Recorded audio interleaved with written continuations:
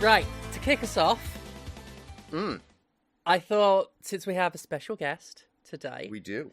I'd kick us off with a moral dilemma. Love it. Oh, good. Yes, nothing says welcome to our inviting conversation than a complex moral dilemma. It's a very complex one as well. More of a strategic one, really, than moral, but morals do come into it. Imagine the scene, right? It's 7:15 p.m. You get a knock at the door. It's pop starlet Krista Berg. He's got blood on his shirt and hands, and he's saying it happened again. Ordinarily, you'd help your old friend Chris out, but you've told that the recently reformed Wham, who you are joining for a jam session, could come around 7:30 for 8 p.m. Andrew Ridgeley was really hard to get hold of for that. What are you gonna do? I can imagine. Yeah. And remember, Chris is an old friend. He relies on you. You've helped each other get out of jams and scrapes the whole time. And any other reason for you to say, I don't know Krista Berg / who he is, I would just tell him to fuck off, will be answered with, you've got to do something with him. There will be some reason. Let me ask a question here. Yes. Yes, Joanna Blackhart, our guest, who we should introduce in some fashion as we lead into this. Go ahead. Do they or do they not already have the exclamation points? Are they wham or are they wham? I mean, this is very much big time, all caps, all punctuation, wham. They're reforming. Have they recorded Last Christmas? Oh, yeah. Like, this is the here and now. Oh, Wham, okay, after okay. so long away, have finally come back. That's why I say it. Ridgeley was really hard to get hold of. George, up for it any time, any day of the week. He wasn't doing anything but laying around. No. He was incredibly bored, if anything. Andrew Ridgeley, you know. So what are you going to do? So, set the stage. Sitting there, just tuning your guitar, making sure everything's good. Like, you've got the equipment all set up. Like, you've already pulled out the beers. Like, everything's chilled. Like, you got a cockle van, almost ready. Almost, like, thermometer ready. Because nothing says Wham's about to show up than a cockafine slightly simmering on the stove, sure. Well, I mean, George Michael and hot cock do go together quite well. Pound on the door. Joanna, it happened again. Yeah, it happened again. Now, you've helped him get out of all sorts of scrapes in the past. Sure. There was that time. Yeah, there was that time that, like, some people who he thought were his friends gave him something to look after for the weekend. It turned out to be guns, and then you had to bail him out of that, literally and figuratively.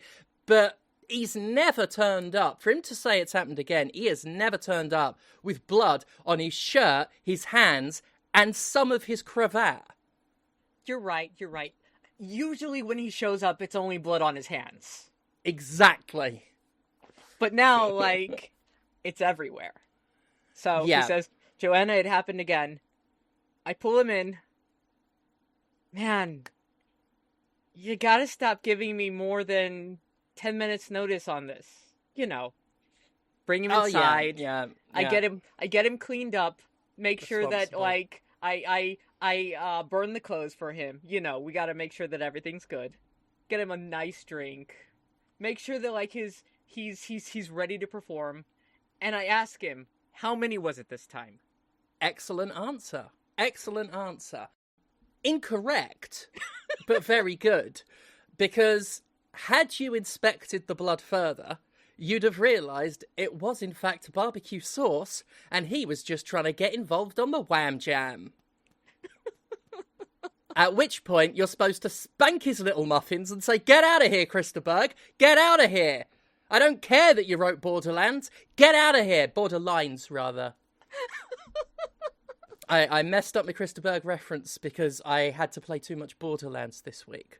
The problem is, you know he brought more chicken. Always. You know, but you're stocked on chicken. That's why you Too tell much. people to bring sides and desserts. Yeah, and he never does. Even though his girlfriend does an excellent hummus. He never brings the hummus. He doesn't. He tells me he's going to. Every week, he tells me he's going to. He always lies. He's always lying about it. And he knows as well, because when he got that t-shirt printed that says Christerberg brings the hummus, he knows it's bullshit, because he never does. He eats the hummus. He hoards the hummus. Christerberg is a notorious hummus hoarder. He brings the hummus into his car.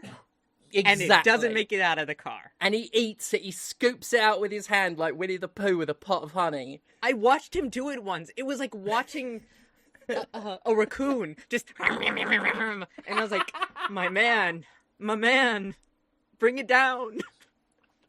Oh, this is excellent. I like you. You play along. I can't always guarantee that. I've been doing this a long time. Indeed. And welcome, Joanna. Welcome to Podquisition. Yeah. See, I was ready to go on that for an hour. Oh, I always come to this show ready to do that for an hour, and then I'm disciplined. Yes. And I am not the person to be meting out discipline. No. The one that actually would wrangle us, Laura Kate Dale, is off on engagements elsewhere, on assignment in other corners of the world, leaving me in charge. Chaos. So, how's Laura doing, by the way? We top haven't had 5 ways to frame Chris moment. DeBerg for kidnapping.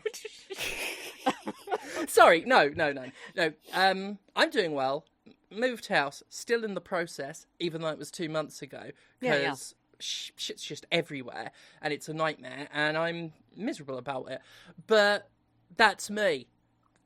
Business as usual. I'm annoyed about something. How are you? And maybe tell the listeners about your wonderful self, if they're not familiar with you, although some of them bloody well should be. I hope so. So, for y'all that don't know, I am a internet... What would y'all qualify me as? Qualified, for one thing. Which puts you above everyone else that's on this show. Thank you. Oh, I'm flattered. I don't think I'm qualified for anything. I am most known for being an indie game dev. I also specialize in DEI and accessibility. Mm-hmm. Most people know the work that I did as one of the writers on the game Ekenfell, Frog Song, a few projects I'm working on right now, and one that came out earlier this year that I don't actually know if I'm legally allowed to say the name of. What, is it Jimmy Kimmel? It's a large game that works, that rhymes with Alive by Moonlight. I don't think anyone's going to get that. Yeah, I'm at a complete loss. You know what? That might legally be better for me. But I worked on that for a year recently or so, which was enjoyable. Anyways, right now I'm working in the process of... oh my god, am I plugging myself already? This is terrible. I mean, I plugged myself before we started recording. I'm efficient like that. That is efficient. So right now I am working on actually building a animation cooperative, and we're making a game to fund it. And this is the first I've said anything about it publicly. Very exciting. I can't talk about the game yet just because I want to have people looking on the social medias to follow us and tease them and say that we're working on something for 9 months and do nothing. No, actually, we've been working on it for like a month or so right now, and it's really exciting. If you like old Dreamcast era games, you're gonna love what we're making. It's basically a callback to Dreamcast era games, except it's got all the real modern capitalism in it. Oh, wonderful. So long as it's got that. Because I have been like looking at some older games, and I know that you Steph, like, you really look at things and are like, this needs more capitalism. Well, I start wondering, like, at what point is the chief financial officer gonna get his cut? I'll be playing a game and I'll be like, sorry, where's the CFO benefiting in all of this? There's not enough golden parachutes. Like, yeah, like whose pockets are being lined here, and what's the point if it's none? I can't believe that game workers aren't being exploited enough. I felt dirty saying that. That felt awful.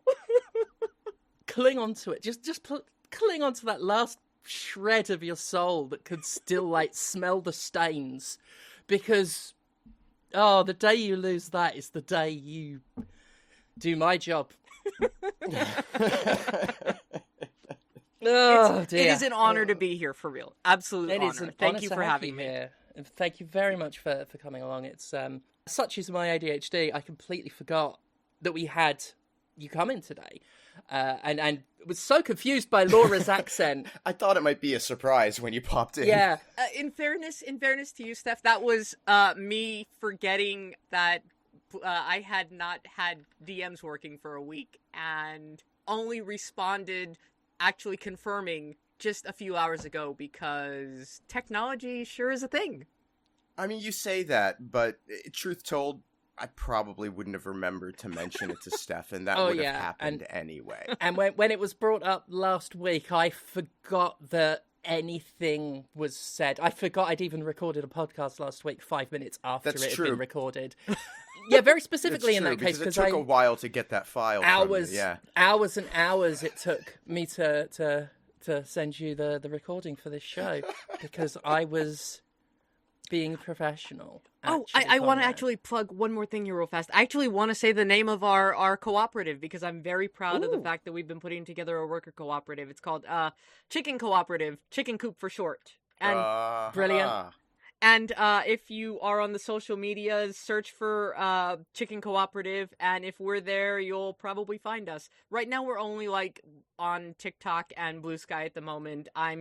We're in the process of like building all of the pages, like websites and all that crap. But that all takes money, and we're working with a budget of 0. That's not a lot of money. It's not, but it's better than negative money. So that comes next. I don't think your chicken coop dye works. I was looking it up on Blue Sky, but I have found chicken coop dye works, which is that is black not us, female indie yarn dyeing business owner. Which So exciting. That is awesome. That is also really exciting. Go follow. Only one tweet 3 months ago celebrating Obama Day. That's not us. Yeah, it's is that a real day? Is Obama Day an actual day? I'm sure you somewhere. You just blame him for everything. I mean, you can. Local municipalities could establish a day for any purpose. I'm sure that there are Obama days all over this fine country. Yeah. I shudder to think. Yeah. I think a lot of them aren't going to have the criticisms I would have. No. Of course. No. I feel like, and this is, I don't want to like put words in your mouth or assume anything for you, but I'm going to assume your criticisms of Obama will be of a slightly less racist stripe than slightly less. Many of your contemporaries in the field of Obama Day study would. A lot of mine have more to do with drones. Yeah. Yeah. It's always the first thing. It's always the first not racist thing that one thinks of. It's always with the drones with Obama. He was a bugger for a drone. That's the thing. And it's kind of fucked up that at this point in human history comes off like a foible. Comes off like a quirk. Oh, he killed a lot of people with drones, that Obama. Yeah. You know what we're buggers for here? What's that? Video games. They can bugger off. I hate video games. I have a deep-seated contempt for all who have ever played them. Played them. Let the self-loathing commence. Seen them. Has anybody played anything this week? Oh, God, I've played some. Yeah? I've played 3 games. I technically did not play anything, weirdly enough. I have been playing 2 things. I have been playing Balatro and Horse Money Game. Snap on Balatro. Well, that is one I have been playing. Nice. So how are you finding Balatro? Yeah, what do you think of Balatro? Oh my god, I'm stuck on blue deck with black chips. It is just kicking my ass. I have probably run this deck a good, I would say 500 times, and I haven't beaten it yet. It hurts. Like, and some of these attempts are embarrassing. Like, literally not making it past the first hand. What am I doing? That's... I'm bad at this game. I'm still very much new to Balatro. The black deck is one of the like harder ones, isn't it? Like, it's the blue deck. the blue deck. Yeah, with the black chips. Ah, okay. Sorry. Which one is that though? Specifically, I think it's the third deck you get, third or fourth deck, something like that. Again, that's not providing necessary. I'm trying to remember context. because What are the effects of the deck? I think the effect of it, the default effect of it is like +1 hand to play or something like that. +1 to your yes, that sounds familiar. Yeah, I have won it 3 times now. I forget with which decks. The red one, the starter one, I know I've done. And the yellow one, I think, which is the one where you just start with $10.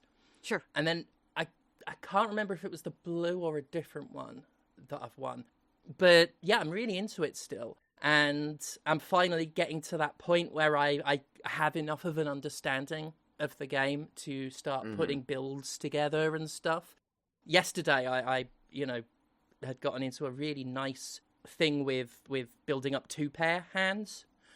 Where I ended up with a deck full of face cards, and then the smiley and the thing that triggers face cards twice, and then a bunch of red seals ended up on my face cards. Oh. Then I ended up with the Cavendish and the blueprint. Oh, I love the blueprint. Blueprint is just perfect. So that was just a 6 times multiplier out the gate, and then a bunch of other stuff on top of it.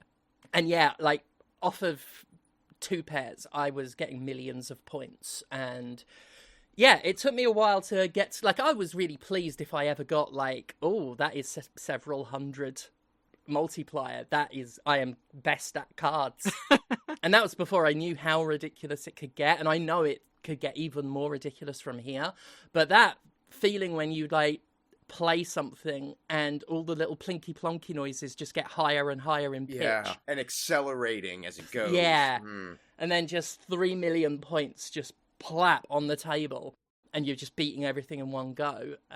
Yeah, it's very compelling. I didn't think I would get as into it as some others, just because cards as a thing can be hit and miss with me, and it's so numbers. And even though it's not maths like I thought it would be, being kind of that borderline enumerate kind of dyscalculia thing, numbers do still make my brain harden like blown glass. It just, I shut off at numbers. But I do like seeing numbers go up, which, you know, if you've looked at my YouTube channel, I don't see many of those these days. But on Balatro, the algorithm is always, sometimes, in my favour.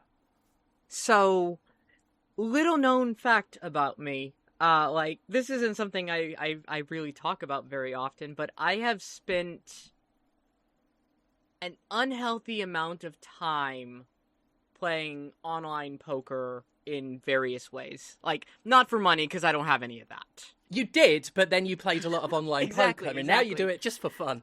I have been chronically playing various versions of online poker since basically the Xbox 360. I have been known to be found occasionally at a physical poker table. I truly love Hold'em, and so Balatro is like double drugs. It's like drugs squared for me. It's funny because I tried to play poker in real life once and couldn't get my head around it. The idea of the hands and everything, and what scores what and what is good. I've watched poker played on TV a lot. Not actual poker, I mean in films. And I always like those scenes. I always like the kind of psychological aspect of it, but never could wrap my head around the idea of playing it. All I knew about poker was Bottom is one of my favourite sitcoms. All I know is that Eddie putting down 5 kings as his hands is funny. That is funny. That is I funny. know that is a funny joke to just very confidently put it down, and the other guy doesn't know the rules, so says, that he's always getting beaten by that hand.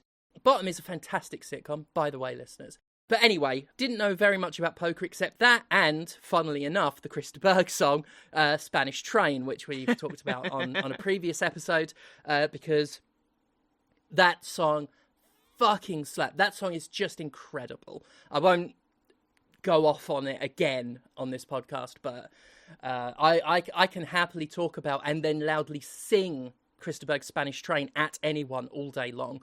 But the thing about Balatro, and I know I'm not the only one to have said this, is it really got my head around poker. Yeah. I don't think I'd ever play it to any great degree of skill, but I now know the basics of how to score. And knowing those basics now, I would actually kind of encourage you to, watch World Series of Poker next time it's airing. Because once you have an understanding of, how the ranks work, it's a fascinating game to watch people play. And in that context, because they show you what everyone's holding in their hands. Yeah. So the statistical outcome of this game were allowed to play out. And now it becomes about the psychological game of watching these two people try to convince the other that they have the better hand. That's the bit that I could always wrap my head around. Because I played the Battlestar Galactica board game and I make an excellent Cylon. Yeah. That bit I can understand. And that's the bit that if poker is being played in some piece of media I'm watching, obviously they focus on that bit rather than the nitty gritty, because that's easy to understand. And that's the thing that always made me feel like I'd love poker if I could be good at it, because that whole are they fucking with me or not, that is very compelling. And whether you know poker or not, whenever I've seen that represented somewhere, I love that. It's the same as fighting games, when I could never play those, but I loved watching them play because of that psychological aspect. Well, and what's kind of great about watching it on television, and I admit I absolutely was into it when poker got big in the mid-aughts. Inexplicably, all of a sudden, everyone was interested in poker. And I never wanted to play, but I loved to watch it. And one of the great things about watching it is that they take all of the math out of it for you. So they'll show you what the statistical probability is that this person is right in what they're doing. It's great. That is interesting. I am tempted to, when I've got a moment, or when I've got to do something and I need some background, look up some. I'm sure YouTube or whatever there's has loads tons of that YouTube, stuff. yeah. If you're really interested in checking out a couple of clips on YouTube, there's a lot of stuff that just there's some absolutely unhinged playing. Yep. I was watching, I don't even remember what channel. I don't think it was World Series, but it was this math teacher who was running circles around all these professionals because, they were playing by the gut, and he was sitting there running numbers the whole time, and just dude brought home 3 times his yearly salary and was like, I'm out later, y'all. Wow. Good for him, right? Yeah, no, absolutely. Yep. That's the way you do it. I haven't been to a casino in years. Not since I lived in Mississippi, when we used to go down to the Borderlands. The last time I was there, I was on shrooms. And a casino on shrooms is what I like to call a bloody nice time. It was only half fun because the girl I was in kept wanting to take her clothes off and walk into the middle of the street. And I just sort of had to guide her away from the street and nudity. We've all been there. Well, Steph, have you played anything else this week that merits talking? I talked about Borderlands 4 last week, didn't I? I don't have to really go into it all that much again. Yeah. I've got the review drafted. I was meant to post it yesterday, but then a bunch of stuff happened. My opinion hasn't changed much from last week. It's still more Borderlands with some quality of life improvements and a grappling hook that's several factors of degrees of miles below the whip that was in Bulletstorm, but is being pushed as if Gearbox invented the fucker, and they had no ideas for a grappling hook, just no ideas for it, so they give you these missions where you have to whip a thing into your hand and carry it in a universe where digital deconstruction is an established thing. But for this mission, just because the developers said so, you have to carry this thing that you drop if you do anything other than walk with it. So you can't even use your vehicle. And they thought that would get the whip over. They thought that would get... Not a whip, no, because that implies more functionality than is there. The bit of glowy string, they thought that would be gotten over by what is essentially escort missions for inanimate objects. And for the rest of my life, I am going to be wondering why that is. Mostly because I don't think I'm on good terms with anyone at Gearbox anymore. A few years ago, there might have still been one or two people I could have asked, but those bridges thoroughly burned. So for now, for the rest of my life, I'm going to be like, why? Why did they push a grappling hook that hard when they're not new, but it's treated like a tech demo for grappling hook in-game technology? And why did they push it so hard while having no ideas for it? Why did they think that preset grapple points and escort missions for objects was the thing? I don't get it. I don't know. The game, when it's good, is more of it. But, you know, I was dozens of hours in, and I'm shooting bits of a machine that are glowing that you've got to break. The kind of thing you do in a tutorial mission in a game. And I'm like, this game will never surprise me. I'm here doing this again. It's dozens of hours in, and I've played this. Yeah, there are quality of life improvements, but this is the fourth game. The fatigue's kicked in. I'm doing the same stuff over and over in any one of these games, let alone taken as a series. There's no imagination there anymore is the thing. They had a great idea. I think, you know, people over the years have looked back, I think, less fondly sometimes on Borderlands. I still think it's a great core for a series. Really loved the first one and loved the second one and sort of liked the third one. Then there was that one on the moon that no one talks about. That one was okay. This one, I'm playing it and I'm like, there's sometimes a moment when you play a game and you're like, there's dozens of hours of this thing left, but I know it's shown everything it could show me. It has shown its hand. It's going to be more of this. And sure, I might get some base compulsion to play out of that. It might even be good, but I know I'm never going to see some brilliantly inventive mission that I haven't seen yet. I'm never going to see some amazing set piece that I couldn't see elsewhere. And the comparison I make in the review is the DLC for Cyberpunk 2077, Phantom Liberty, had a mission that a lot of people talk about as just being brilliant, and not a lot happens in it. But it's pure James Bond shit. You dress up in your elegant finery and you go to a fancy party that the villain is holding. There is a gambling bit. There is, you know, a bit where you're at a table with these, you know, elusive characters and everything. And it's pure spy thriller bullshit. And it's memorable because it stands out from what the rest of the game is doing. I'd say that there's a lot of very cool, memorable missions and things in Cyberpunk. But I know with certain games, like the other game I've been playing this week, Dying Light, I know I'm never going to get a mission like that. Borderlands and maybe someone will correct me, that this series has had that one amazing mission that everybody remembers and talks about as you know, such an awe-inspiring set-piece hallmark moment that couldn't be done.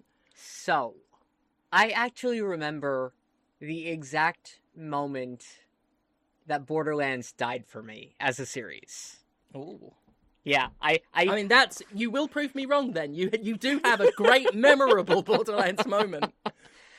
I think it was pre-sequel, if I remember correctly. I had before that played 1, 2, all the other stuff, you know, like, and enjoyed them, you know. That was back like when a lot of the original writing team was still on the games. Anyways, the exact mission, the exact moment that game died for me, I spent God knows how many hours getting attached to and helping this NPC, and then you're telling me that I'm gonna have to spend the next, like, hour going through a mission while she is begging me for her life to not murder her in cold blood. And that was when I couldn't play Borderlands anymore. Like, it was such a massive railroading. I tried for hours to avoid, like, having to kill that character. I looked online for cheats. I looked for spoilers. I did anything I could, and I couldn't ever complete the mission, because I just could not bring myself to murder this character who is begging you to save her this whole time. And I think it was just one of the most cruel things I've ever experienced in a game, and I just never finished the mission, and I basically haven't played Borderlands since. Like, I've restarted, like, 1 and 2 occasionally here and there, but I, you know, play for an hour or something, and I'm done with it. Like, it never, like, that was when the magic was gone for me. Was that mission where it felt, this feels wrong. Like, this feels emotionally abusive, almost. I've played it, but, you know, I won't entirely blame it on the games, but I can't remember a damn bloody thing about it, and I don't remember that. It's interesting, because, you know, I was going to put into context Steph's statement about there not being a memorable moment in these games. Not moment, rather, like, that big mission. The one... Oh, yeah, right, mission. that big memorable mission. Right, that's what I was saying. You know, especially because, like, Borderlands 2 has a mission called BFFs. And I don't know if you're familiar with this one, Joanna. I'll read it from the Borderlands wiki. Sure. 4 friends that are one accusing doesn't one count. another. That one doesn't count. Who stole the money they looted together and have caught themselves up in a Truxican standoff. So there's basically these 4 idiots, morons, just absolute twits, you know, and you have to figure out which one of them has the money. Yeah, and who are those characters?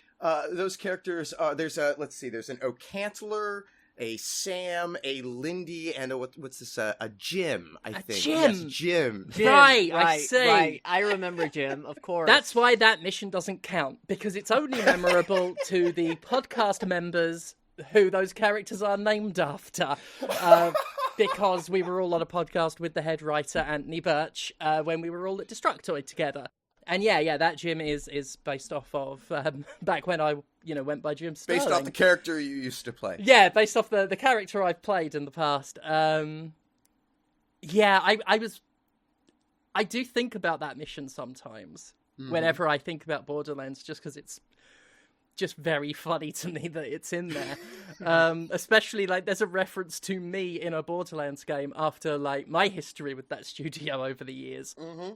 I was trying to remember who else was named in it, because I couldn't remember if it was, like, a Boston's Favourite Son thing or a Destructoid thing. No, it was the original Podtoid cast, yeah. But yes, that, in a very, very niche instance, that is one hell of an iconic mission. So, I will say this, by the way, to anyone who's listening and is, like, a really big Borderlands fan. I can't remember the full details on this, but if you want to, like, go ahead, like, I'm at Joanna Blackhart on everything, please feel free to, not fucking tell me I don't care. That's the spirit. Oh, it's okay. By the time I publish my review, they'll all the Borderlands fans will have their attention drawn elsewhere. Something tells me. Yeah, probably be all right. I'm sure. It's one of those games where I'm like, surely even 25% of the fans have to agree with my points on this one. It's just not creative. That's a shame. And that's the problem. And you know, its big new bold idea is a grappling hook that games in the 2000s did better. And even then, they had no creative ideas for the uncreative idea that is their creative idea. They just do the same awful shit with it over and over. And it's just bereft. You know, it's got its cute little moments. It's got that classic Borderlands concept of comedy. And the gun shit, you know, the shooting stuff and that is as fine as it's always been. But as far as creativity goes, it's treading water now, and it's so clear. Like, it's kind of embarrassing that a shit grappling hook is what they brought us. Gearbox let Bulletstorm have Duke Nukem. Like, it's something something tells me that Bulletstorm is something of an inspiration because there's that bit of a shared history. I just feel like someone at Gearbox thought that was cool, wanted to do it, and then didn't do it, but thought they did. You know what we should do? We should call up Randy Gearbox and just ask him. Randy Gearbox! Pick up the phone this time! What is your hair care regimen? Randy. It is lustrous. What I've said before, like, mate, I'm doing what I can with finasteride and root spray. Tell me your fucking secrets, Randy. Bo Bandy. Tell me. Randers. Oh. Pocket Rando. Steph. King Randor. A magician never reveals their secrets. That's true. Joanna, have you played anything else interesting this week? I have played something else, and let me ask you a question, and if you know where I'm going with this, you're gonna be sad, and to any viewers, or listeners rather, I'm truly sorry if I make you sad with what I'm about to say. Do either of you know the name Haru Urara? Nope. Okay. Were they in a mission in Borderlands 2? They were not. Okay. Another game I've been playing a lot recently is Umamusume, which is this ridiculous cartoon horse girl racing game. Oh, I've heard talk of this. And this is basically just... you can't gamble on actual horses, but if they are horse girls, for some reason, that's okay. And as I understand... The classic Get Out. If they're horse girls, right. It's okay. Oh, no! And I think this is also, like, extended out into the real world, because these horse girls are based on actual race horses, and so people are spending currency to give gifts to these real world horses. No, there's so much more to it than that. Oh, I know there's more to it, because it doesn't get that weird without there being a whole lot more deep, dark, weird shit they're that not I don't want to know spending about. In-game currency to buy real things for No, they're spending currency. They're spending money. Like, lots and lots of money. And this is where things get sad. There's one horse that is basically... She was considered the... This is the horse that lost their entire career. Yes. Haru Urara. Right, yes. 113 losses and 0 wins. Technically 1 win in retirement, but... only 1 win years after had been a retired racehorse. Mm-hmm. Was considered a good luck charm to everyone who bet on her. Like, the tickets were valued, like, she is a beloved horse. Just, she's got an incredible story, and honestly, truly, well, and we're getting there. Truly, Okay. like, you should look up the story of this horse, because there's, like, documentaries about this one horse. So, she's in the game. She's, like, this pink hair, like, bubbly girl that, like, she never wins. Their personalities in-game, their win records in-game are based entirely on the real horses. She doesn't win. She's never won. Doesn't matter. She's perfect the way she is. However, this past week, the real Haru Urara died. And the internet has been broken ever since. In the last months of her life, she had been getting lots and lots of gifts from fans from around the world, like basically them sending like toys and photos and incredibly expensive grass, that's a thing, to this horse and to the owner. And there was so much of it. There was hundreds of pounds, I think maybe thousands of pounds of this really nice grass that's like the highest quality grass that Haru had to eat and everything. And so, you know, it was also being shared with like all the other horses, and like it was basically like a big boon for this one small owner who has, you know, X number of horses. And Haru passed on, and the entire like user base of this game, and lots of people that are not involved in the user base of this game, have just been emotionally dying from all of the fan art and like tributes and memorials for this horse that none of us have ever met in the world. And just God, I'm trying to remember what her title was, but it's something like the Shining Star of Losers. What a great name. What a great name. I am going to change my wrestling nickname.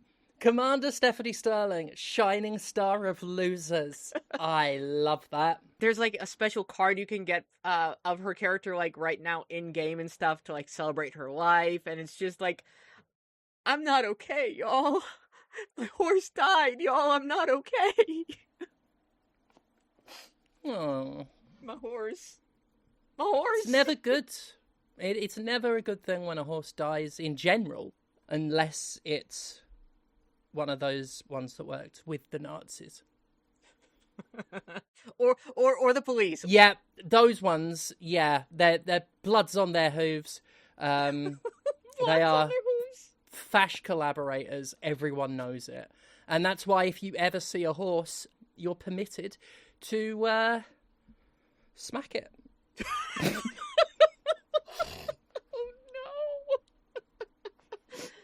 no. Oh. Steph, you played anything else this week? Oh, I've had that dishonourable distinction.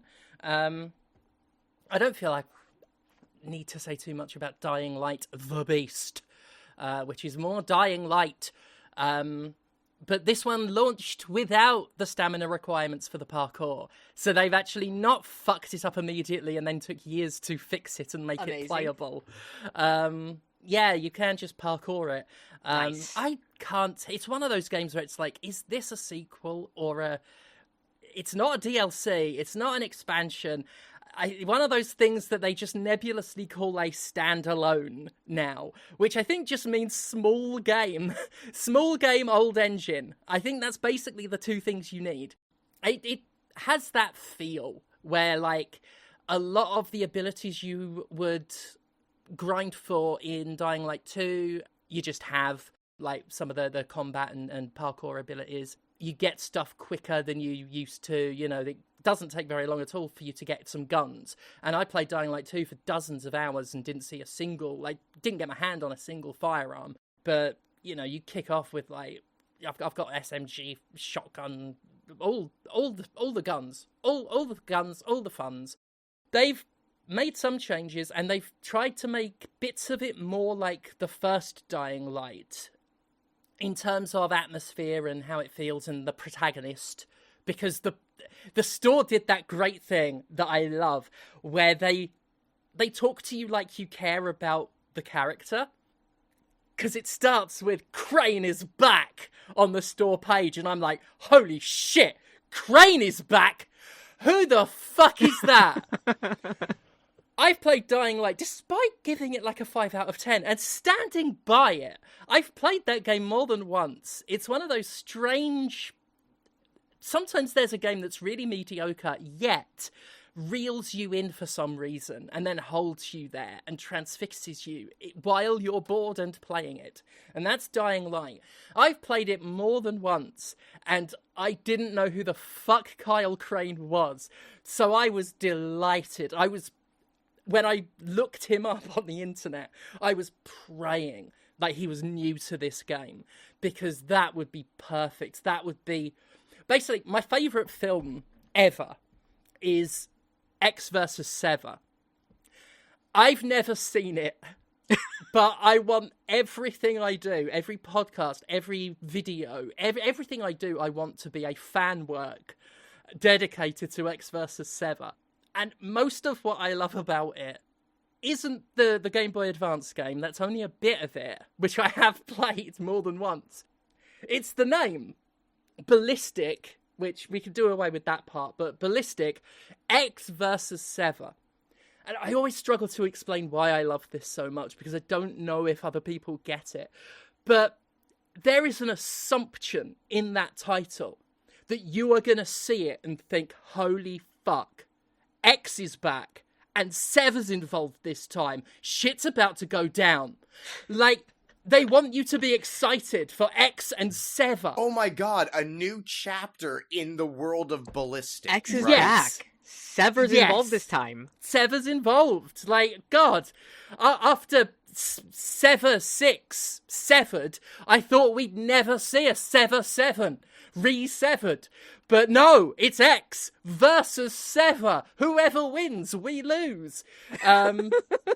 I love that shit. Anything that pushes someone I don't give a fuck about, like we all give a fuck, I'm all for it. So yeah, on that alone, I give top marks to Dying Light the Beast for kicking off its opening gambit with Crane is back. That he was the protagonist in the first one, apparently. Sounds exactly like the different protagonist in Dying Light 2, who's called Aiden. Just under Jake, Jack, and Jacob in terms of generic 7th gen white guy protagonist to name. I love an Aiden. Love me an Aiden. But yeah, this is Kyle Crane, and he's back because he had bad experiments done on him by the Baron, who is in the Alps now, and he can turn into a zombie for a bit sometimes and tear a zombie's arm off, and actually that bit is legitimately awesome. Yeah, it's got this zombie mode now. Now that Crane's back, and this time it's Kyle Cranesonal, he is back, and he can do a zombie for a minute.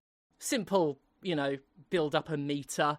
It automatically triggers until you get enough points to then store it up, at which point it becomes a genuinely awesome part of the game rather than a thing you can't invest too heavily in because it could happen at any point. Although, if you end up transforming and you've just killed all of the zombies and you're like, well, shit, this is wasted, they will spawn a couple of the aggressive fast runner ones at you just so that you can tear their arms off, which I thought is a nice touch.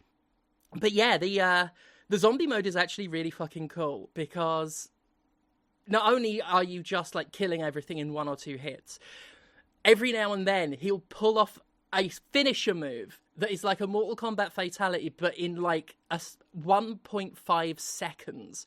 And the fact that it comes across so casually is awesome. He does the 28 days later thumb in the eyes thing, but he just grabs the nearest zombie's head, just jams it in and discards the zombie in the course of a second, and then puts his whole fist through the chest of another one. And they I respect that. That bit is really fun. For the most part, the game's more of the same. It's the same parkour and swords, like melee combat, hitting zombies, and it's fine. It's again like Borderlands in a way. It's got that compulsion to its loop, but you're never going to be mega surprised. A bit more surprised than you would in Borderlands, because it tries. It does try to be creative, and it tries to have at least good narrative ideas. for a series with such a forgettable story, I will say, only slightly patronizingly, that bless them, they try. And I think they did really well in this one because they were like, well, what if the story is there's just this arsehole? And that's the story, is Kyle Crane wants to get revenge on this arsehole. Like, he's called the Baron. Like, that's all you need to know, really. He's calling him... No one else came up with that for him. He's calling himself the Baron. He's clearly an arsehole. Put your thumbs in his eyes. Really straightforward. But yeah, they do some cool stuff with it. And like I say, they try and bring back some of the feeling of the first Dying Light, because the second one went a bit... I won't say cartoony, but it went a little more over the top. There's a certain comfort in seeing over-the-top bullshit that means absolutely nothing and is completely, like, not at all anything you need to put any brain power into. Yes. Oh, yeah. Like, you know, you're talking to someone who has played every Dynasty Warriors game. I'm all for it. I think the closer I get to death, the more I'm looking for meaning in, well, not just games, but anything. Just desperately trying to find some meaning before it's all over. But I am getting a little less... I mean, I'm not even as fond of Dynasty Warriors as I used to be, but there is definitely still plenty of room for that. Turn the game on, switch your brain off, and, you know, once they... Dying Light 2 was the worst game, or one of the worst games of its year. For me, I put it on my shittiest games of the year list just because of the stamina, just because they took the genuinely pretty damn cool parkour stuff from Dying Light, made it better, and then dictated everything via a really small stamina meter that you've got to grind for hours just to be able to climb some of the bigger buildings, or even some of the mid-sized ones. They released that game like nearly 5 years ago, like maybe 4 or something. I think I'd not long moved back to the UK, so about sort of 2021 something. It's been quite a few years ago, and it launched with this stamina meter, and it was, for me, borderline unplayable. Only last month did they fix it. Did they bring out an update that just took the stamina... The stamina's still there for combat, but for the parkour, it's out, and the game is so much better, and now it's got that brainy switchy offy kind of feel to it, and the Beast is a lot more of that, but with some of the more grounded elements of the first Dying Light. But the thing they brought back that I'm most pleased with is the zombies beg for their lives again, which great. If they it is genuinely cool. It's the coolest thing Dying Light as a series has ever done. The fresher zombies are very much like the older, more rotting zombies. They're kind of very Romero, and then you've got the fast runner ones who I think are more recently turned, so they run and scream and climb and everything. Horrifying. And in the first game and in this one, if you hit them, sometimes they'll stagger back, cower, say things like no please, and then snarl and lunge at you. And it's such a fucking cool idea. That is terrifying, right? And unsettling, and I love it. And I don't think they ever explain whether the zombie had a moment of clarity, and that's their genuine self begging for help, or they've just got enough predatory smarts to try and feint. Like, whether it's a put on or genuine. And I love that doubt that's there. That is so unsettling. Yeah. Wow, that is really good, actually. If they do it in Dying Light 2, it's so downplayed that after dozens of hours I never really noticed it. In this one, though, every time I clock one and they do it, I'm like, it works every time. I remember the first time I ever played it, it actually did trick me a bit.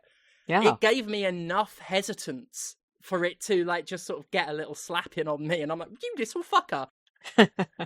So yeah, I'm really pleased with that. They've got driving in it now as well. It's just like driving in in any of these types of games, really, but they give you a lot of zombies to mow down with the car. And again, talking about just the little touches that are in this game that are what are actually really good, that make me wish I loved this game instead of was compelled to play it, yet just barely tolerating it.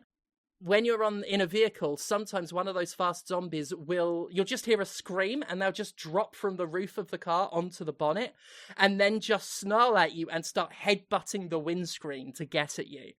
Which again, just really cool. Also, the procedural damage you do to the zombies this time around is best described by the word juicy. Ooh. This has been part of the series from Inception. You know, the zombies will take damage as you attack them. If you hit them with a blunt object, then bits of their head and face will cave in. You can slice bits off them, all of that. And, it's a lot of preset models, but it does its best to give the impression that what you're hitting is taking damage. And this time around, I don't think it uses a different engine or anything from Dying Light 2, but it looks better. And the detail, the sickening detail, you are just busting their heads concave and they're still standing with their eyeball hanging out and their brains exposed, and you get to sit back and just think, I did that. That was my work. I'm proud. Yeah, so I only meant to talk about that for 3 minutes before talking about Sonic Racing. That's Dying Light for you. It's one of those series where I will tell you all day long how boring I find it and how not a great time I'm having with it. And yet, I could talk about it all day. Just one of those, there are certain games that I don't love, but I'm fascinated by them the way a lover might be fascinated with the object of their affection. Nice. I'm not saying I want to fuck the game. I mean, I guess you could if you wanted to. Well, I mean, I'm just saying I used the word juicy, and some of those holes you poke in them. Oh no! What? So, do we have time to do a few bits of news before we wrap up? Yeah. I was actually hoping we'd talk about Sonic for a second. Well, I can just say, after not being very impressed with the Switch version because the resolution was weirdly fucked on it and it made everything such an artifacty mess I couldn't see what was happening. I played the PlayStation version of the final release now, and I really like it. It's cheaper than the new Mario Kart, which is already a bonus. It controls really nicely. It's got what I wish Mario Kart had, which is vehicle personalization with popping on decals wherever you want and paint jobs and everything. Nothing mega extensive, but you can make a car out of 2 bits of other cars and then paint it in all sorts of colors and that. So I've got Dr. Robotnik in a car that I've done up as trans colors. Nice. So he could be a cracked Dr. Eggman. And I've been so proud of that one. And I used trans rides on the Cyberpunk review, so I can't use that. So that this is my stand-in, is cracked Eggman. Yeah, I've been playing quite a lot of it, actually, since it came out. And I do say I quite care for it. In many ways, you could say it's not as good as Mario Kart Tour in terms of overall quality and very basic structural metrics of what someone might objectively say is a high quality game. But I think I'm having a bit more fun with it. The AI, when you race against the AI, there's way less rubber banding and stuff. It's if you're in a Grand Prix and you lose a race, you're not guaranteed to lose the whole thing because another one is always in second place. It's more unpredictable, and I like that. And then playing online, compared to Tour, even though I think Tour can be quite fun for its chaos, I feel like this one, Crossworlds, there's a lot more player agency into whether you win or lose. Unless, obviously super pro people could get through Mario Kart Tour better than others, but a handful of items were such game changers that it felt too chaotic for skill to have as much of a say in the matter. There are many times you'd lose or win, and I'd win half of the online races, and I think I didn't deserve to win this. I just got lucky. Whereas with this, with the Sonic one, I'm feeling like whenever I do well, it is because I did well. And when I did bad, it's because everyone else is a cheating bastard. Yeah. But yeah, good, pretty good. I played the hell out of the network test on Steam.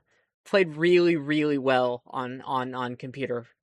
Absolutely, just really, really nice. Like really, buttery is the word I would describe for it. Yes, buttery. Yes, it is. It's a real smooth kind of feel to it, especially with the drifting, which in some games even though it's such an important mechanic in these games, I don't always like them, but it feels good to do it in this.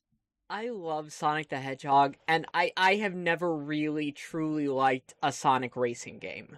I've always felt that they had either like weak controls or like weak vehicle designs or like not enough various reasons for me to like, get nitpicky about it. But like there's tons of characters. It is remarkably fun and plays very tight. You can be one of the Eggman's robots. The egg pawn. Yeah. One of the things I liked about Tour was that they added a lot more just like little mook enemy characters to play as. I'm a big fan of when a game, like a crossover or spin-off game, does that. So even though I thought I'd be playing as Rouge the whole time, I've started just playing as the little egg robot more because he's very fun and I'm a big mark for that kind of stuff. Nice. But yeah, loads of characters, you are right. Lots of options as well. It also has our Lord and Savior Hatsune Miku. It does. Yeah, and if you pre-ordered it, you get the fucking werehog, which I'm... Sonic Unleashed, not a great game, but it did give us Rooftop Run. Have you tried the remake that people have done? Basically, like, re-engineering the code of Sonic Unleashed to make it a more streamlined and more functional game on PC? I have not, but that sounds great. It's very cool. It is very cool. I might have to check that out. I think it's literally called Sonic Unleashed Re-Engineered, if I remember correctly. Interesting. But yeah, good. It's a good game. Quite a good game. Well, shall we, because I just now want a round of Balatro, shall we move on to some news? Yeah, why not? All right. Well, we have a few interesting things that have happened in the last week. Microsoft is raising the price of Xbox consoles in the United States again. Of course they are. They learn they can get away with it, and now this is welcome to the next chapter of capitalism in gaming. Yep. In a blog post, they said that the price increases will start October 3rd, and, quote, due to changes in the macroeconomic environment. They might as well have just, like, phonetically typed out, like, going for all of the worth that is. Yeah, well, clearly they're trying to blame this on the tariff situation in the U.S. Yeah, which is horse shit. And Mike Ibarra, formerly of Blizzard, called them out on it. Wow. Whoa, when Mike Ibarra is calling you out? Yeah. You've been up to some fuckery. Yeah, he posted console price increases are not tariff issues, they are profit issues. And the reason why profits are not where they should be is a far, far deeper issue versus the tariff excuse. How does when he did have he it turn right? face? Yeah, like, because even it's been many years since he was at Blizzard, but like just last year, I think I was still doing like videos on the awful shit he was saying in defense of corporations. What the hell?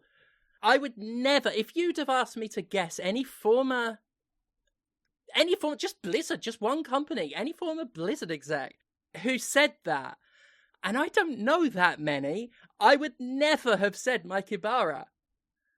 That's, wow. He's not wrong, though. He says that the last ones were justifiable under the tariff excuse. There we are. So, let's not give him too much credit. Yeah. But, it was always an excuse.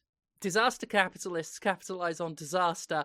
The pandemic was the largest transfer of wealth that we have seen in human history. The tariffs do not hurt the people who are actually profiting off of all these price raises. It is bullshit. We already know that publishers were salivating at price rises many, many, many months before tariffs were even a thing. If not years. They've always talked about how much they want to raise prices and how sad they are that, I'm not kept up with them, all this bullshit, right? It's never about tariffs. It's only ever about the next convenient excuse. Yep. I also just want to say real fast, because, Stephanie, I know that Mike Ibarra is one of your loyal listeners. Mikey, buddy, I know that we were just sitting here talking a little bit of smack and, saying that, we're just kind of, giving you a hard time here. I just want you to know that we truly, deeply, from the bottom of our hearts, think you can go fuck yourself. Yeah, I could sign on to that. Yeah, I'll go one step further and say that you should. Just as advice, I think that if you grabbed your own penis and pulled on it, right, it would save you from masturbating corporate cock. The sound that I just let out that I had to turn away from my mic for. So incredible. Moving on. Yeah. I'm never getting work again after this. That's fine. I still get work in the game industry. You'll be fine. Yeah. So the Game Developer Conference is changing, everybody. Big changes coming to GDC. Exciting. Yeah. Did you hear about this, Steph?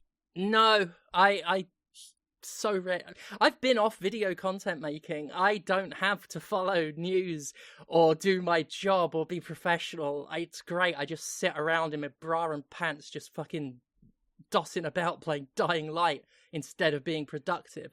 What are they doing? Well, they've changed the name Whoa. to GDC Festival of Gaming. That's catchier. I don't even know if you're joking. I don't know if you're joking. I am not. I am 100% not joking. That is seemingly the only, real announced change. Amazing. They have a quote, "The landscape is transformed, budgets are tighter, attention is fractured, discovery is harder than ever, new tech and tools have redefined who can create. Our community needs more connection, visibility, and support." Okay. You haven't said anything. Everything they've said there is true. I don't know how calling yourself a festival is... Does that work? Because, listeners, my bedroom is a festival. I was thinking that right now I'm at a festival. This is the Stephanie Festival of video games. That's what it is. The Stephanie This is Sterling Festival of video games. Imagine that, a festival in MP3 format. That's innovation. That's where you're Mr. Trick, GDC. You aren't playing with platforms. You're not messing with the media of the idea of what a festival could be. Actually, no, you are playing with what the idea of a festival could be, because you've pointed at a conference and said that's a festival now. So I've sent you both the Blue Sky post that GDC used to announce this. I love the AI. It has an AI generated video, and I'll describe it for the audience that's just listening. It has a billboard that shows the old GDC Game Developers Conference logo on it. And then a flying saucer comes overhead and uses a beam that sort of tears apart all of the constituent parts of that billboard, swirls them around, and then just carelessly drops them around the sign. Yeah, just litters. Moves on. Just terrible. And then it cuts to texts being like, "Oh, introducing the new era," in really shitty font that looks stylistically completely different from what they were doing. It looks like it should be it looks like a 2000s era cable channel stinger That's what that text looks like. It does. That's exactly what it captures. Yeah. Now, I generally... This isn't like E3, where I will slag off E3 on general principle, because fuck the ESA and all of that. I never mega follow GDC, so never really feel compelled to slag them off as a thing. By all accounts, they have seemed generally inoffensive. And I'm like, before I saw this, I was like, I don't know how hard I want to go in on this. But to post, we're changing the game, as if they're changing the game, only to reveal that they're changing the name, that deserves to be gone in on. We're changing the game is the post, is the words used attached to this shitty AI video. We're changing the game. That is asking for people to rib you, because you're not. Because there's nothing different. That's brilliant. That is an X versus Sever moment. And the responses on Blue Sky have been brutal, to say the least. And one of the biggest things that they point out is something that they could change is moving. Everybody hates that the show is in San Francisco. They've always hated that the show is in San Francisco.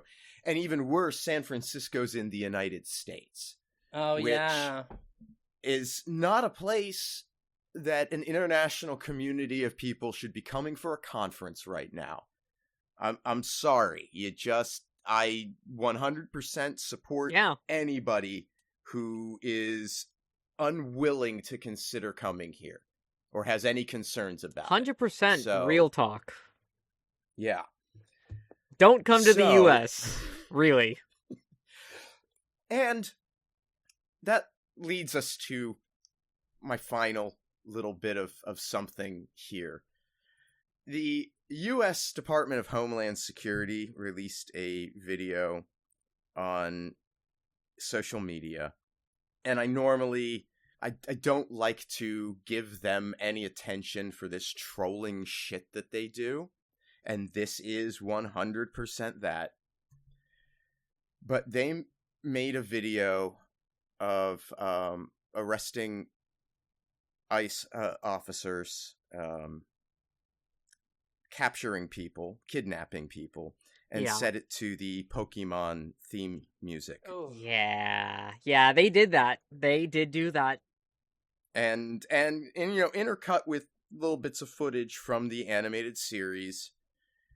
And it's bleak and awful, obviously. But I don't want to dwell on it necessarily. I did just want to point out some hypocrisy that we could witness here. Because if some fucking grade school put up Pikachu on a flyer to promote some fundraiser that they're doing, Nintendo's lawyers would descend upon them like the holy force of God itself. But we will hear nothing from them about this use of their intellectual property. Yep. And they could fuck them so hard, because that developer that they recently won that suit against, they stopped them using a shade of red. Nintendo is in the position of being able to destroy the Republican platform. And they won't. Yeah. I truly, as this story has continued to develop, my wife and I have been discussing it, and we have just been so hopeful that Nintendo would do something. They're not gonna, but we gotta have some kind of hope, even if it's, at this point hoping for an evil corporation to do something that is just entirely in their own, self-interest. Sadly, it is the only thing you can hope for. It was like when, the games that are being like pulled off of steam because of those like turfy wankers in Australia. Like, it's sad that we're in a system where we have to think this, but I was thinking, I just hope they bite a big enough shark that bites back and then puts this whole thing to bed. And I hate that we keep having to hope a corporation steps in to solve the problems that they're all causing because they got hurt. We're very quickly entering the era of capitalism where it is literally corporations versus corporations over the rest of us, and like we have to like side with one of them just to try and not die in it. Yep. And it sucks ass. It's all right. I played a lot of Shadowrun as a kid. I'm ready. Anyway, that's I think it for news. I think we did a show. Yeah. Do you remember when we started with like Krista Berg like possibly having done a murder? That was light-hearted fun. Why don't we end on another segment? Why don't we end on another segment? If you've got something. I was just gonna say, let's see here. Who else commits murders and knocks at your door at 2 a.m. on a normal Tuesday night? Is this a segue into like getting you to tell us where people can find you and your work on the internet? Because that is usually what happens at this point. And I don't know if you want to be, like tagging yourself as the person who shows up at 2 a.m. in the morning with a questionable story about a possibly dead body. But if that's your brand, Joanna, tell the people where they can find more about you, find more about the co-op. Yeah. All of that stuff. You can find me, Joanna Blackhart, on everything, on Blue Sky, being just JoannaBlackhart.com. If you want to check out my website, it's JoannaBlackhart.com, which you probably figured out from the Blue Sky. I don't really have any more social medias of my own personal work to do right now because, unfortunately, all of the social media environment is collapsing upon itself. But in the meantime, please check out chickencoop.bsky.com while I get our website up and running. But yeah, I was Joanna Blackhart, and with Chicken Coop, and also as a self-affiliated worker who is self-employed. Yeah. And whose statements today are not representative of any of their employers, past or present. It's okay. We'll fit you up with the requisite legal boilerplate to protect you after having worked with us. We've got a guy now for that. It's been wonderful having you here. Like, just genuinely fantastic guest. Like, I've been delighted the whole way through. I really am grateful to being here. It's been a really, unfortunately, very rough year. So this is just absolutely like, I mean, I'm sitting right now in Washington and I can't even breathe because there is forest fires everywhere and it is almost November. So this was absolutely a treat. Thank you for having me. Thank you. And before we go, Conrad, if you could illuminate the listeners on your own whereabouts and wherewithals. Oh, yeah. You can find me at Conrad Zimmerman on Blue Sky, and you can hang out with me on Twitch, twitch.tv/thatconradzimmerman. I'm on Sundays, Mondays, and Tuesdays. You can buy anti-capitalist propaganda and Jimquisition merchandise at mercenarycreative.com. And everything I do online gets supported through Patreon at patreon.com/fistshark. And you know who else has a Patreon?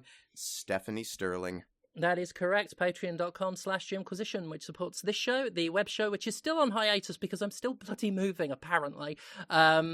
Just absolute chaos. But definitely sometime soon we'll be back at video production, but until then, thank you so much for supporting me for that, and also for writing reviews on thejimquisition.com. Should hopefully have a Borderlands 4 review up very soon. Check out my incredibly glowing review for Chronos as well. Never thought I'd see the day where I called a Bloober game a masterclass in horror, but Kronos is that.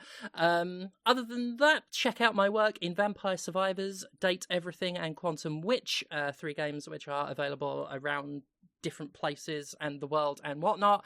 Vampire Survivors The Grimoire coming out next year, co-authored by myself and Paul Davies. And my next wrestling appearance still hasn't been announced, but I can tell you that the one after that is October 26th in Manchester for Pinfall Pro. So that'll be Pinfall Wrestling. Check them out for that October show.